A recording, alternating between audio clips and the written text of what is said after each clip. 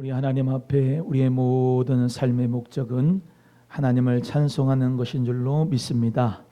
하나님 앞에 나와 찬송할 때 마음의 문이 활짝 열어지는 우리 성도님들 다 되게 하시고, 기도할 때마다 하늘 앞에 하나님 앞에 작은 신음으로 간절히 구하여 주님의 은혜를 받고 주님 앞에 상달되는 기도가 되게 하시고, 오늘 하나님의 존전 앞에 말씀을 듣기 위하여 모였사오니 하나님 말씀을 한 귀로 듣고 한 귀로 보내는 자 되지 말고 내가 그 말씀을 먹게 하시고 배에 하나님 잘 소화되게 하시고 그 말씀 가운데 생활하고 실천하고 순종하여 아름다운 체험의 삶이 되도록, 삶의 성경의 역사가 넘치도록 은혜 베풀어 주시옵소서. 감사드리며 예수 그리스도의 이름으로 축복하며 기도합니다. 아멘. 할렐루야. 오늘도 예수님 안에서 평강과 축복이 우리 성도님들 모두에게 함께 하시기를 축복합니다. 우리 느헤미야 7장 5절에서부터 7절, 30절에서 70절에서 73절의 말씀을 우리가 같이 읽었는데요. 오늘 7장 전체를 하는데 왜 7장 전체를 하냐면은 거기 안에 사람들 이름이 많이 나와요. 족보가 많이 나오기 때문에 그 족보를 다 하려면은 지루하고 따분하니까 오늘 7장 전체 하면서 하나님 말씀 가운데서 우리 모두가 은혜 될 수 있는 시간이 되기를 간절히 바랍니다.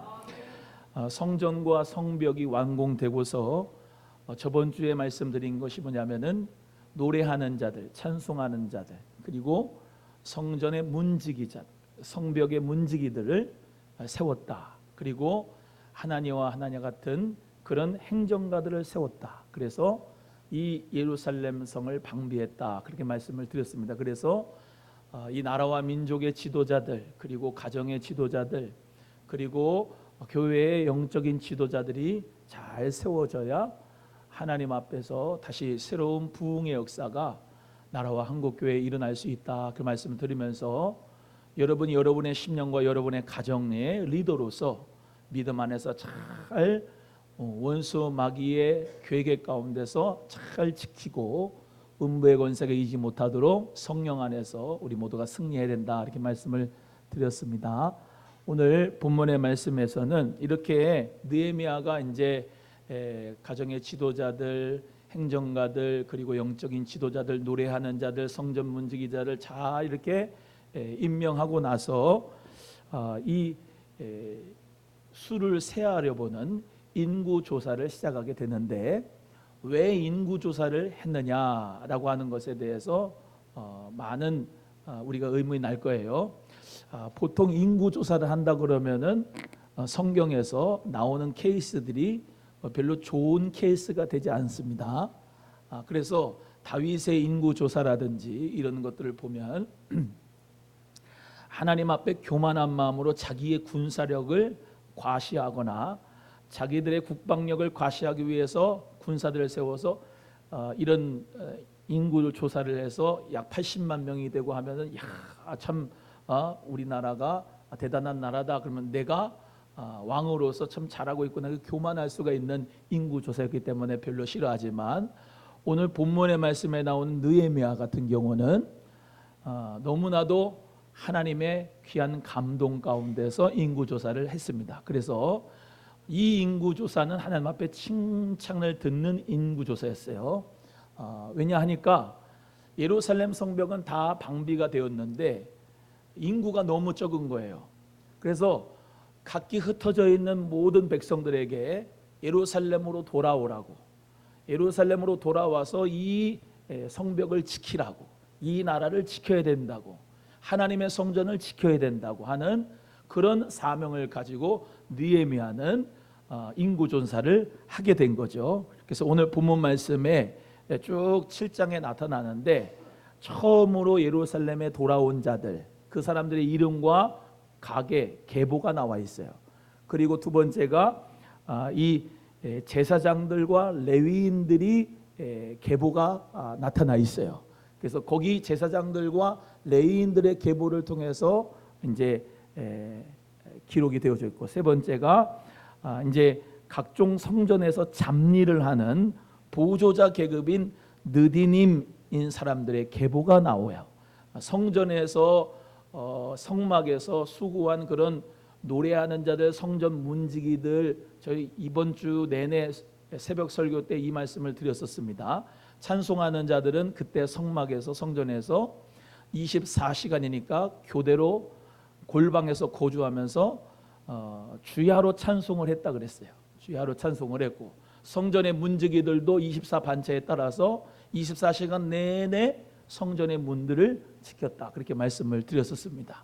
어찌됐건 그런 성전에서 성막에서 열심으로 하나님의 성전을 지키기 위해 봉사하는 그룹들이 레위 자손들과 제사장들 그룹도 있었지만, 거기 정통적인 그룹에 끼지 못한 느디님 사람들, 그 사람들의 이름까지도, 계보까지도 여기 느헤미야 7장에 기록이 되어져 있어요. 그리고 또 우리가 잘 아는 솔로몬의 신복들의 자손들의 이름도 거기 기록되어져 있으면서, 원래 솔로몬의 신하들은 이방 사람들이었는데 그 사람들이 성전을 잘 보호하기 위해서 신복들로서 솔로몬의 그런 밑에서 비서 역할들을 하면서 그들의 모든 사람들도 다 예루살렘으로 기환해서 성전을 지키는 사람들로서 하나님의 축복의 계보들이 쭉 기록되어 있는 것이 오늘 느헤미야 7장에 계속 나타나고 있습니다. 그래서 오늘 세 가지로 하나님 말씀을 같이 인구조사를 한 느헤미야에 대해서 같이 말씀을 나누겠습니다. 먼저 첫 번째, 내 하나님이 내 마음을 감동하사, 이렇게 말씀하고 있습니다. 우리 5절 말씀을 다 같이 함께 합독합니다. 시작. 내 하나님이 내 마음을 감동하사 귀족들과 민정들과 백성 모아서 그 계보대로 등록하게 하심으로 내가 처음으로 돌아온 자의 계보를 얻었는데 거기에 기록된 것을 보면, 인구 조사를 했는데 누구의 감동을 받아서 했다? 하나님의 감동에 받아가지고 이 느헤미야가 인구 조사를 했다, 이렇게 말씀하고 있습니다. 오늘 본문 말씀 5절 앞에 4절에 그 성읍이 광대하고 그 주민이 적고 가옥은 미처 건축하지 못했다, 이렇게 말씀하고 있는데요. 문자적으로는 오늘이 성령의 감동이, 하나님께서 마음에 감동을 하셨다는 말씀이 이렇게 되어 있습니다. 내 하나님이 그것을 내 마음속에 넣어주시사. 그러니까 내 하나님이 그것을 내 마음에 속에 넣어주시사라고 했는데, 그것을이 뭘까요? 앞에 있는 거죠. 4절에 있는 내용을 같이 읽어보셔야 그것이 뭔지를 알아요. 4절 읽어봅니다. 시작. 그 성읍은 광대하고 그 주민은 적으며 가옥은 미처 건축하지 못했다. 그러니까 성읍이, 예루살렘 성벽은 잘 완공이 됐어요. 스룹바벨을 통해서 성전도 다 짓게 됐어요. 그런데 뭐가 적어요? 주민들이 적어요. 주민들이 적고 또 그 주민들의 가옥이 건축됐어요? 안 됐어요? 안 됐어요. 그러니까 귀환은 했는데 이 사람들이 참 헌신된 사람들이에요. 자기의 집을 먼저 짓지 않고 먼저 하나님의 집인 성전을 짓고 성벽을 만드는 데에 헌신한 거예요. 그러면서 그 사람들이 수가 많다 적다? 수가 적은 거예요.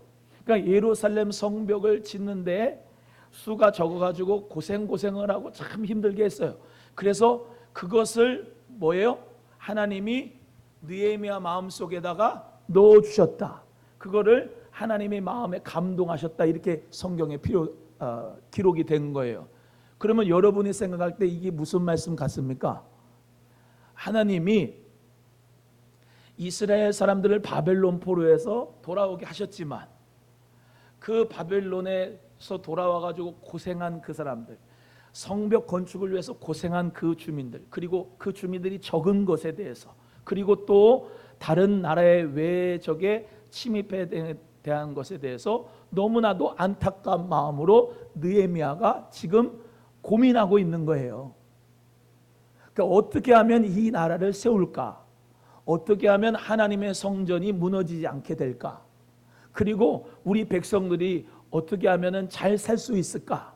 라고 하는 것에 대해서 느헤미야가 생각하면서 하나님이 마음에 그것을 넣어주셨다는 거예요. 감동을 해주셨다는 거예요. 이게 무슨 말이냐?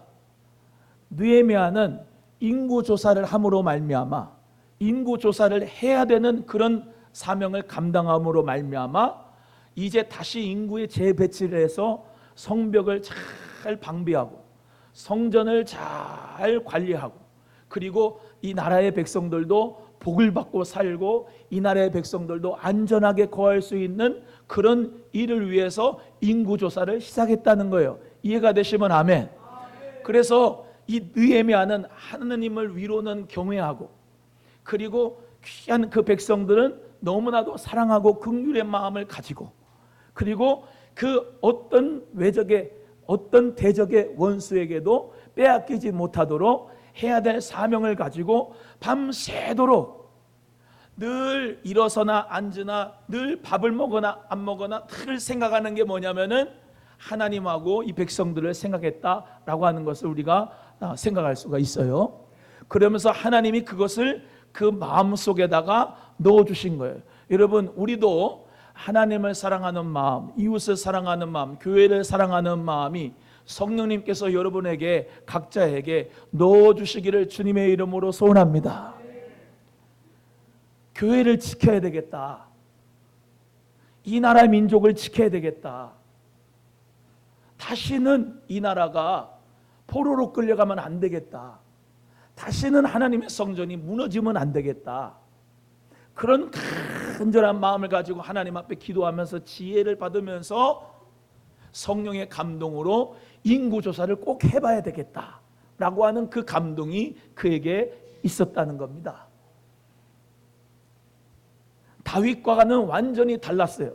물론 다윗이 대단한 신앙의 영웅이고 여호와 제일주의 신앙을 가지고 있는 사람이지만 자신의 국방력과 왕의 위상을 높이려고 인구조사를 실시한 것과는 완전히 다른 차원이에요.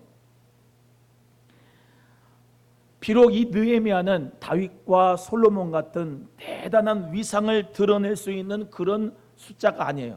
오늘 성경에 느헤미야를 여러분 집에 가서 잘 보면은 약 4만 2천 명 정도가 돌아왔다는 것을 이제 우리가 알 수가 있습니다. 너무나도 적은 숫자죠. 적은 숫자예요. 4만 2천 명 정도. 그리고 거기에는 사실 계보대로 이렇게 쭉 기록이 됐는데 그 계보대로 이렇게 보면은 에스라가 이제 기록한 그 계보 그 명단들보다는 좀 적어가지고 약 진짜로 세어보면 약 3만 9천 명 정도가 된다고 해요. 그러니까 너무나도 작은 그런 숫자예요. 그러니까 다윗하고 솔로몬의 영화로운 그때하고 그때의 성전하고 지금 느헤미야의 시대 때에 포로에서 돌아와 가지고 성전을 짓고 성벽을 방비하고 나고는 이거는 게임이 안 되는 거예요. 그럼에도 불구하고 느헤미야는 자기를 믿은 게 아니고 사람을 믿은 게 아니고 하나님을 믿고 하나님을 바라보면서 경건하게 하나님의 감동을 받아가지고 인구조사를 했다는 거죠. 그게 중요한 거예요. 그게 중요한 거예요. 하나님의 뜻대로 인구조사를 한 거지 자기의 교만을 과시하기 위해서 한 게 아니라는 말씀입니다. 그래서 느헤미야는 하나님께서 이 인구조사를 통해서 예루살렘 백성들을 배치하고 이주시키는 일에 기초가 되는 자료를 이 인구조사를 하게 되었다는 것입니다. 그래서 하나님께서는 사람의 그 많고 적음에 따라서 역사하는 게 아니지만은 하나님께서는 이 느헤미야에게 지혜를 주셔서 이 예루살렘 성을 잘 보호하기 위해서는 뭐가 필요하다? 사람이 필요하다. 사람이 필요하다. 근데 그 사람을 어떻게 이 예루살렘 성 안에 채워서 살게 하고 이주시켜서 거주하게 할 것인가? 라고 하는 것에 대해서 너무나도 지혜로운 생각을 가지고 하나님이 감동하셔서 인구조사를 시키게 한 거예요. 그래서 두 번째는 어떻게 해서 이제 인구조사를 하게 됐냐면은 예루살렘으로 돌아온 사람들의 명단을 정리한 겁니다. 우리 6절에서 7절 말씀을 다 같이 함께 합독하겠습니다. 시작. 옛적에 바벨론 왕 느부갓네살에게 사로잡혀 갔던 자들 중에서 노임을 받고 예루살렘과 유다에 돌아와 각기 자기들의 성읍에 이른 자들 곧 스룹바벨과 예수아와 느헤미야와 아사랴와 라하мя와 나하마니와 모르드게와 빌산과 미스베렉과 비그웨와 누움과 바하나와 함께 나온 이스라엘 백성의 명수가 이러하니라. 그래서 여기 예루살렘에 돌아온 자들이 여기에 약 7장에서 약 6개의 그룹으로 나누어져요. 6개의 그룹으로. 먼저 첫 번째는 가장 먼저 돌아온 사람들이에요. 첫 번째 그룹들이야. 여러분, 가장 먼저 돌아온 사람들은 그만큼 하나님의 성전을 세우고 싶은 사람들이겠습니까? 아니겠습니까? 하나님의 성전을 빨리 짓고 싶은 사람들이겠죠. 그리고 이 나라의 독립을 원한 사람이었겠습니까? 안 원하는 사람이었겠습니까? 원한 사람들이었겠죠. 빨리, 하루빨리 바벨론에서 이 70년의 포로 생활에서 빨리 내가 정말로 개척자의 심정으로 돌아가서 이 성전을 세우리라. 첫 번째 돌아온 사람들이 스룹바벨 성전이라고 하지 않습니까? 스룹바벨과 함께 처음으로 돌아온 사람들의 명단이 기록되어져 있어요. 참 느헤미야가 지혜로운 거예요. 왜 첫 번째 사람들을, 예루살렘의 첫 번째 돌아온 사람들의 이름을 기록했느냐? 스룹바벨과 예수와 같은 귀한 민들의 본적을 증명해 주는 동시에 고난 속에서도 이스라엘의 역사가 단절되지 않았음을 보증하는 자료가 된 겁니다. 그러니까 하나님께서는 우리 첫 번째 스룹바벨 그룹을 통해서 귀환하게 하셨는데 우리 고난 속에서도 하나님께서 우리를 돌아오게 하셨다라고 하는 것을 자료로 계보를 쫙 그 수손들을 이름을 적으면서 하나님이 우리와 함께 하신다는 것을 가르쳐 주기 위해서 쭉 기록한 거예요. 두 번째 돌아온 그룹들이 39절에서부터 45절까지 나오는 제사장들과 레위인들입니다. 그 43절의 말씀을 우리 다 같이 한번 읽어보시겠어요? 43절입니다. 시작. 레위 사람들은 호드야 자손 곧 예수아와 감미엘 자손이 74명이다. 그 뒤에 노래하는 자들 나오고 문지기들 나오고 이렇게 쭉 나오지 않습니까? 그래서 앞에 레위 자손들 그리고 제사장들 그 그룹들이 돌아오게 됐다는 것을 말씀하면서 여보세요. 제사장 가문이 혈통을 지키고 그 거룩한 직무를 감당할 수 있는 사람이 되는 것을 이렇게 기록을 한 겁니다. 그러니까 지금 예루살렘 성전과 성벽만 완공해서 지금 좋아할 게 아니고 뭐가 중요하다? 우리는 이 하나님의 성전에 와서 예배를 드려야 된다. 제사장의 사람들 그 명단들을 정리해가지고 그 사람들이 다 돌아온 것을 정리해가지고 이 사람들이 바로 하나님 앞에 예배하는 거룩한 직무를 해야 되는 사람이라는 것을 정리를 한 거예요. 노래하는 자들 그리고 문지기들 다 적어놓고 우리가 이렇게 하나님 앞에 예배하고 제사를 드려야 되는 사명을 감당해야 된다. 그것을 쭉 정한 거예요. 세 번째 그룹은 느디님 사람들입니다. 이 사람들은 아마 잘 못 들어보셨을 거예요. 46절을 한번 읽어보겠어요. 46절입니다. 시작.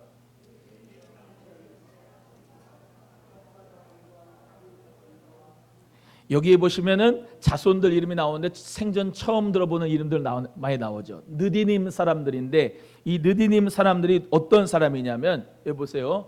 레위인들을 도와요. 그래가지고 장작을 패는 일 그리고 물을 길어오는 일 이런 보조의 업무를 하는 사람들이 바로 이 느디님 사람들이었어요.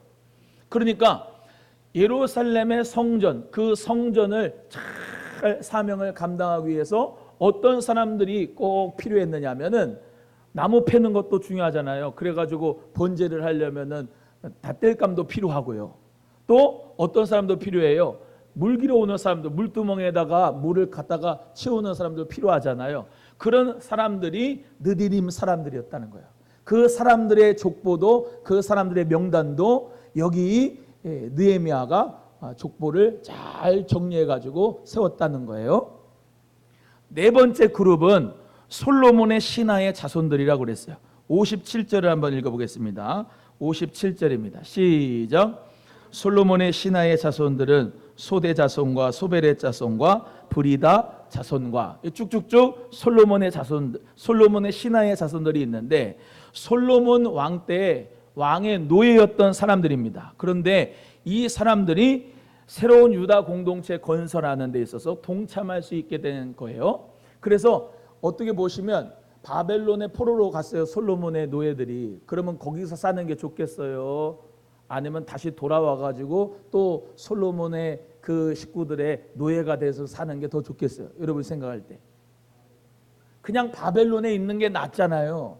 여기 와가지고 또 다시 그 사람들 그 집의 노예가 되는 것은 원하지 않을 거 아닙니까? 그럼에도 불구하고 유다 공동체, 하나님 나라의 공동체를 건설하는데 자기가 쓰임받게 될 원해서 돌아온 거예요. 다섯 번째 그룹이 있는데 명단에 꼭 있어야 될 사람인데 명단에 빠진 사람들입니다. 64절, 65절을 읽어보시겠어요? 시작. 이 사람들은 계보 중에서 자기의 이름을 찾아도 찾지 못하였으므로 그들을 부정하게 여겨 제사장의 직분을 행하지 못하게 하고 총독이 그들에게 명령하여 우림과 둠밈을 가진 제사장이 일어나기 전에는 지성물을 먹지 말라 하였느니라. 제사장 직분을 감당해야 되는 제사장 그룹의 사람들인데 그 바벨론의 포로에 있을 때 성결하지 못한 거예요. 쉽게 말하면 이방인들하고 결혼을 해가지고 혼합이 된 거예요. 제사장은 여호와의 성결이라고 하는 이 모자에다가 면류관에다가 쓴 것처럼 성결해야 될 의무가 있어요. 근데 그 성결하지를 못하니까 다시 돌아와서도 제사장의 가문이긴 가문인데 그 명단에서 빠져버렸다는 거예요. 그러니까 여기 느헤미야 7장에는 왜 이 말씀이 중요하냐면은 하나님께서 우리를 버리지 않으셨다. 바벨론 70년 동안 우리가 고생을 했는데 우리가 하나님이 우리를 버린 게 아니다. 성전이 무너졌는데 우리가 하나님 버린 게 아니다. 하나님은 우리를 회복시키고 우리 고난 가운데서 우리 하나님께서 다시 싸매어 주시고 우리를 다시 회복하셔서 하나님의 나라의 그 건설을 하게 하실 것이다라는 그 믿음을 가지고 족보를 쫙 느헤미야가 정리를 하고 인구 조사를 정리한 거란 말이에요. 그런데 거기에 이름이 제사장 집안인데도 명단에 빠졌다니까요. 하나님 앞에 성결하지 못해서. 그런데 느디림 사람들이나 솔로몬의 신복의 그 자손들은 오히려 명단에 기록이 됐다고요. 이방인인데도 불구하고 명단에 기록이 됐어요. 이것은 무엇을 말씀하냐면은 예루살렘으로 돌아온 사람들, 하나님께로 돌아온 사람들, 하나님 앞에 회개한 사람들, 하나님의 선택하심 받은 선민들, 그 사람들이 바로 하나님께서 축복하시고 하나님의 언약의 백성들이라는 것을 말씀하고 있는 거예요. 그걸 신약의 의미로 가져오면은 새 예루살렘에 들어가지 못하는 사람들은 어린 양의 생명책에 기록되지 못한 사람들이고 예수 그리스도의 어린 양의 보혈에 씻음받지 못한 사람들은 성 밖에 있게 돼요.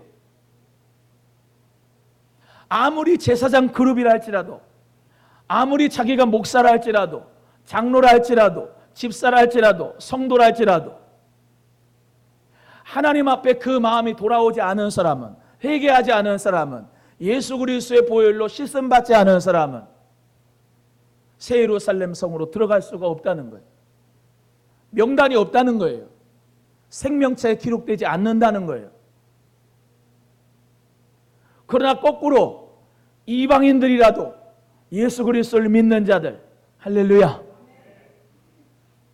가난하여도 세리여도 창기여도 명예가 없어도 돈이 없어도 예수 그리스도의 피로 말미암아 씻음 받은 사람들, 교회가 작아도 사업이 잘 안 돼도 자녀가 잘 안 돼도 뭐 어떤 것이 내 마음대로 되지가 않아도 예수 그리스도의 보혈로 씻음 받은 사람들, 성령으로 거듭난 사람들, 하나님의 나라에 동참한 사람들이 이방인들도 될 수 있다는 것을 말씀하고 있는 거예요.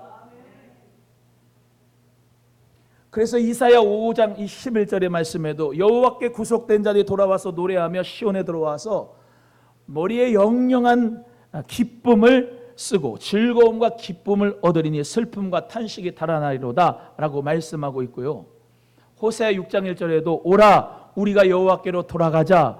여호와께서 우리를 찢으셨으나 도로 낫게 하실 것이요 우리를 치셨으나 싸매어 주실 것이라 이렇게 말씀하고 있습니다.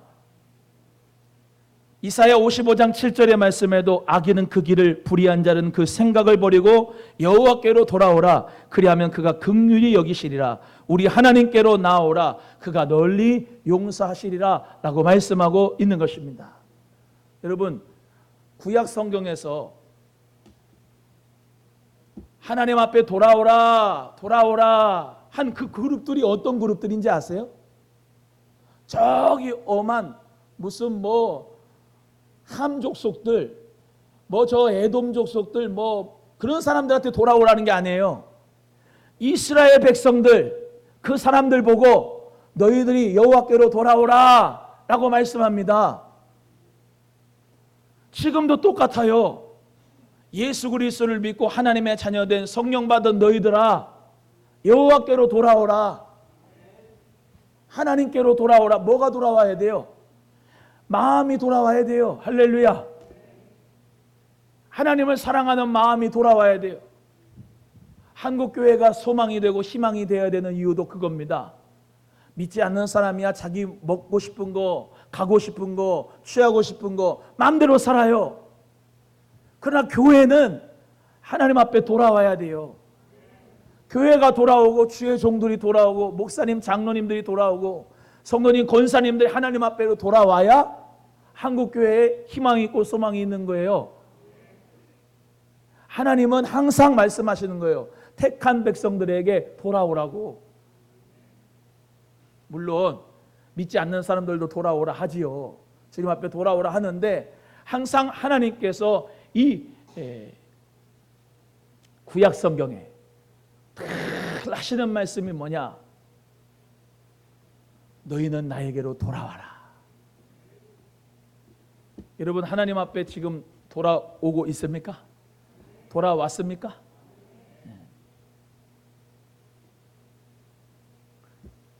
어떻게 돌아올까? 세 번째, 이거는 듣기 싫을 거예요. 그래도 들으셔야 돼요. 총독은 봄을 곡간에 드리고 나머지 백성은 드렸느니라 그랬습니다. 70절에서 73절을 읽겠습니다. 70에서 73절 다시 잘 읽겠습니다. 시작.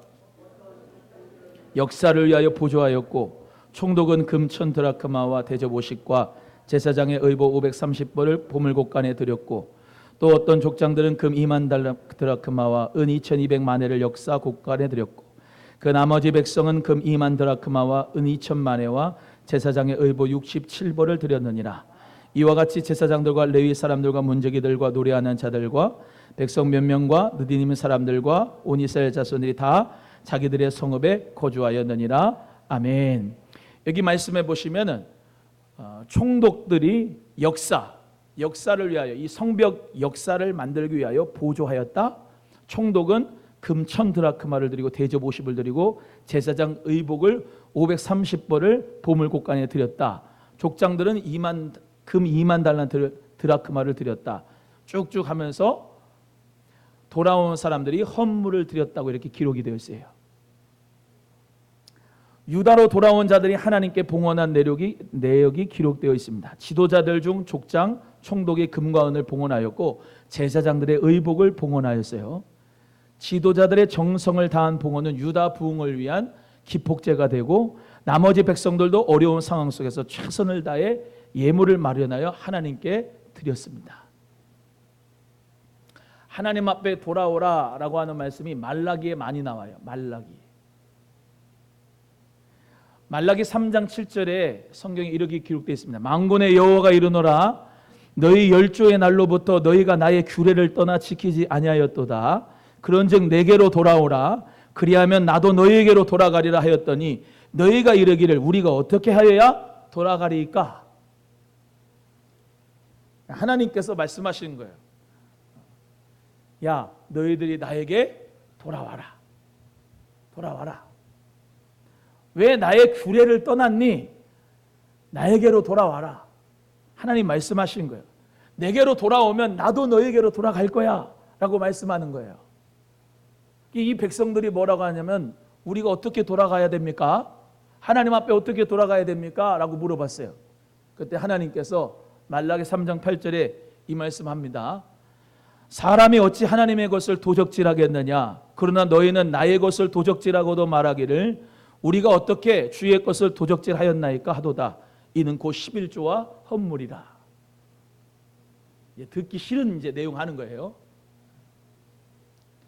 우리가 어떻게 돌아가리까? 라고 하니까 하나님이 너희가 내 것을 도적질했다. 내 것을 도적질하고 너희들은 이렇게 말하는데 어떻게 주의 것을 내가 도적질하겠다 했단 말씀입니까? 이렇게 말하고 있다. 이는 곧 11조와 헌물이다. 말라기에서는 뭐라고 말씀하냐면은 하나님께서는 돌아올 때 너의 몸뿐만 아니라 너의 헌물까지도 돌아와야 된다라고 말씀하는 거예요. 아멘 하기 싫어도 아멘 하셔야 돼요. 하나님은 여러분의 마음과 여러분의 모든 삶의 주인이십니다. 그런데 여러분의 마음만 주인이 하시고 여러분의 시간도 물질도 다 하나님 것인데 하나님 것을 도적질하고 하나님 앞에 돌아오지 않는 그런 사람들이 있다 이 말이에요. 제가 이번 주에 계속 말씀드리는 내용입니다. 복음이라고 하는 거, 율법을 배제하지 않습니다. 율법 안에 복음이 있고 복음 안에 율법이 있습니다. 구약 성경을 우리가 읽지 않아도 되는 게 아니라 구약 성경을 읽어야 됩니다. 왜? 신약을 알기 위해서는 구약을 알아야 돼요. 하나님은 공의의 하나님일 뿐만 아니라 사랑의 하나님입니다. 여러분, 하나님의 법도와 율례와 규례를 다 무시하고 그냥 복음만, 예수 그리스도를 믿으면 나는 구원받았습니다 라고 하는 자기가 생각하기에 믿기 좋은 것만 믿어가지고는 될 게 아닙니다. 십계명을 알고 믿으셔야 돼요. 아멘이죠? 예를 들어 볼게요. 십계명에 7계명이 있습니다. 7계명에 뭐라고 되어 있냐면은 간음하지 말라라고 되어 있어요. 간음하지 말라고 하는 것이 구약의 율법입니다.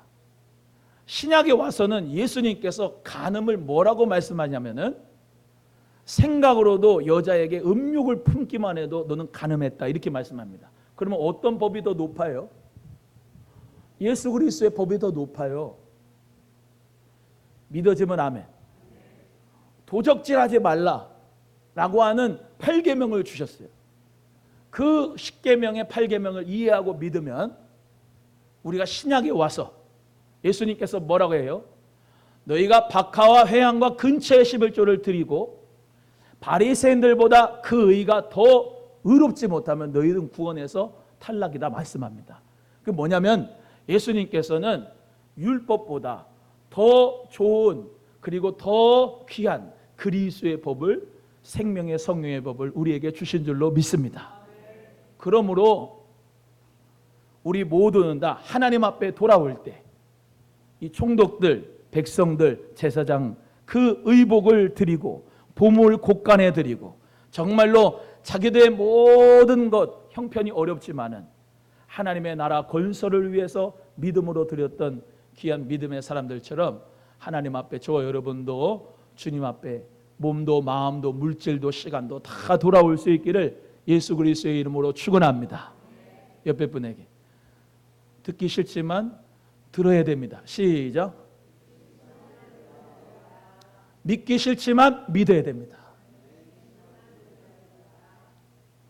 우리 사랑하는 귀한 성도님들, 예수님 안에서 바른 신앙을 가지시고 바른 믿음을 가지시고 요즘에는 너무나도 인터넷에 떠도는 설교, 그냥 규례도 없어요, 법도 없어요, 진리도 없어요, 어떤 원칙도 없어요. 다 니들 마음대로 해라.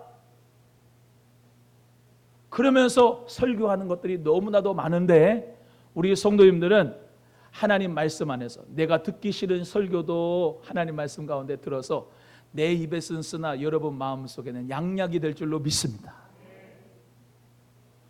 하나님 앞에 우리 모두가 다 말라기 있는 말씀뿐 아니라 오늘 느헤미야에 있는 모든 말씀을 다 기억하고 하나님 나라의 부흥을 간절히 열망하는 느헤미야와 같은 믿음의 사람 되기를 축복합니다. 먼저 뭐부터 돌아와야 돼요? 하나님께로부터 예배가 돌아와야 돼요.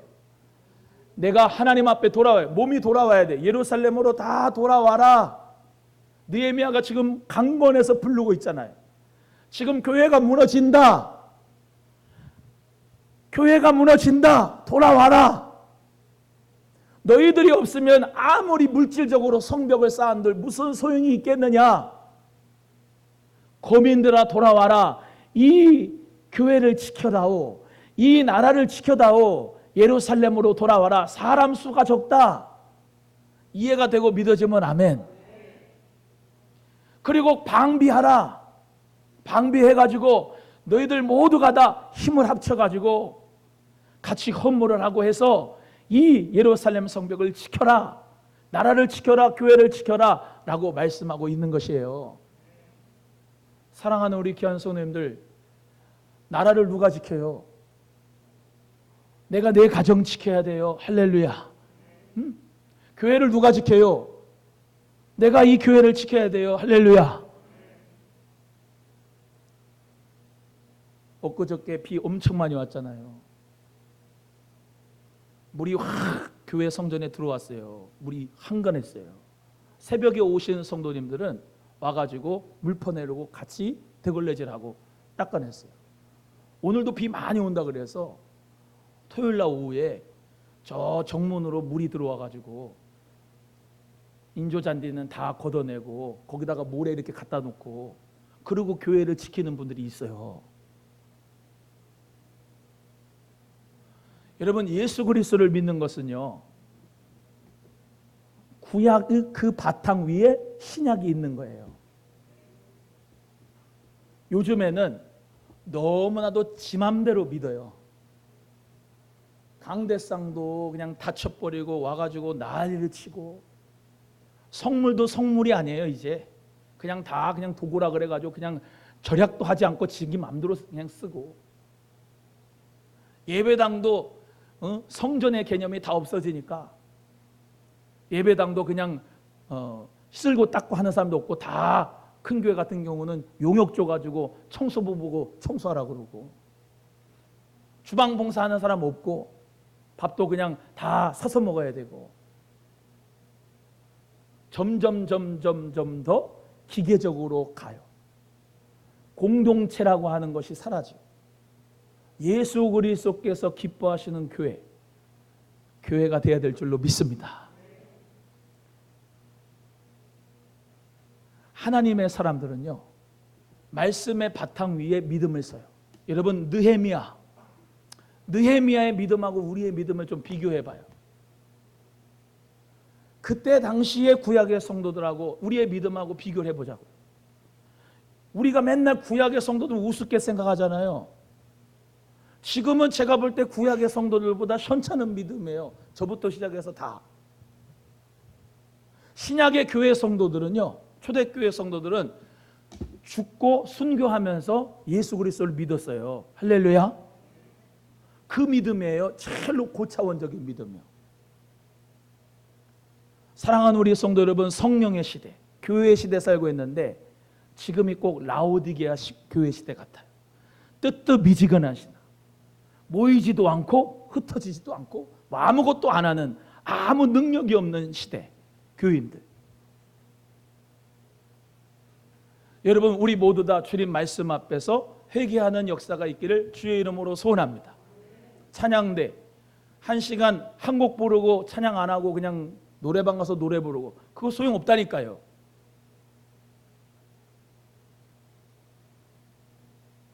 주일날 오전 예배 1시간 드리고 여러분 마음대로 한 주간 동안 사는 거, 그것도 상관없어요. 하나님하고.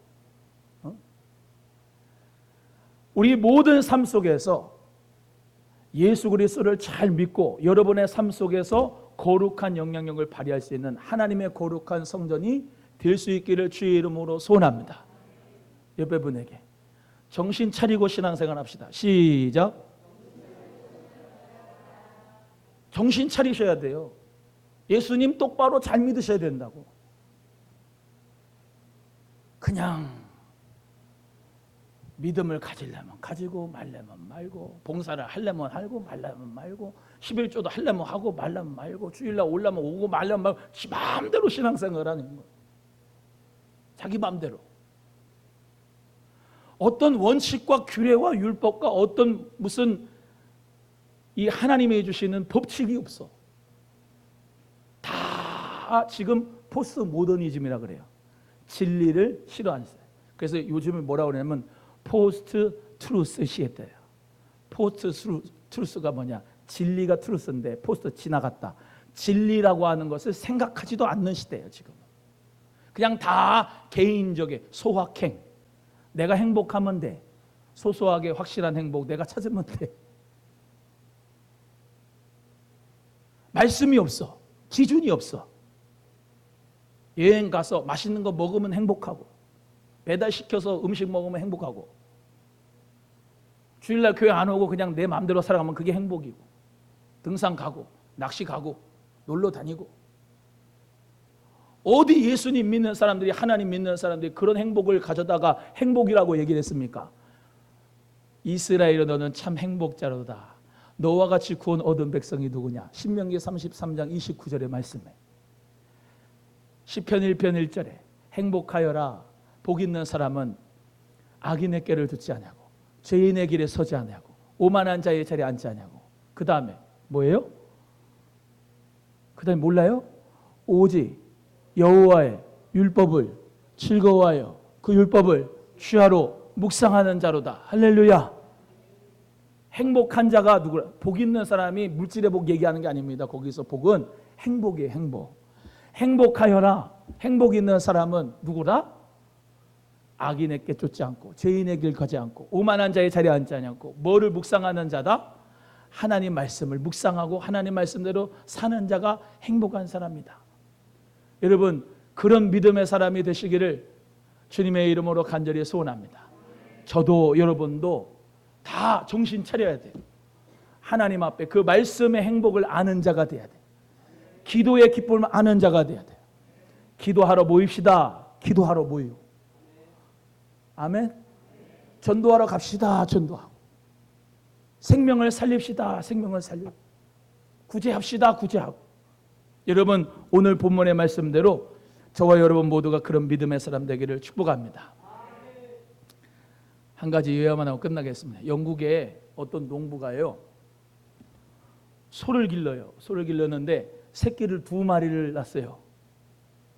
새끼를 2마리를 낳아가지고 할렐루야 그랬습니다. 너무나 기쁘죠.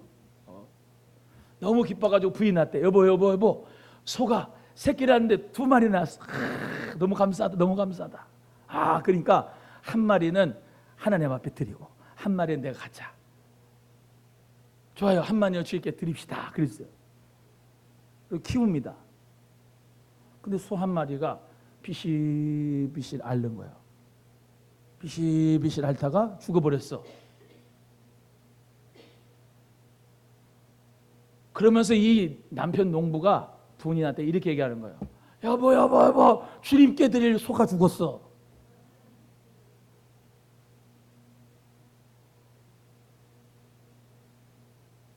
하나님 앞에 드릴 소가 죽었다는 거지. 자기 거는 손에 안 보는 거예요. 여러분, 하나님 앞에서 우리 모두가 다 생명 있는 회개가 있기를 간절히 바랍니다. 주님 앞에 돌아오려거든 우리 마음도 시간도 물질도 우리의 모든 삶도 하나님 앞에 돌아와 하나님이 기뻐하시는 삶을 살아갈 수 있는 저와 여러분 되기를 축복합니다. 우리 옆에 분에게 하나님의 성령이 당신을 감동하십니다. 시작. 하나님의 성령이 우리 모두를 다 감동하셔서 하나님께 영광 돌리기를 바라고 우리 이 찬양 부르겠습니다. 두 손 들고 찬양합니다.